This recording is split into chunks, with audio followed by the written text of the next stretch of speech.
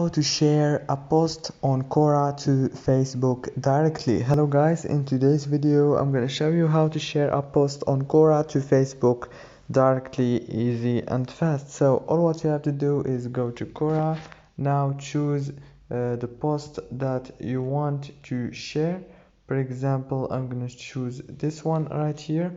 Now all what you have to do is click on this little icon right here, and now choose Facebook newsfeed, or you can choose Facebook groups. If this video was helpful, please don't forget to like and subscribe, and thank you so much for watching this video until the end. See you later and thank you so much.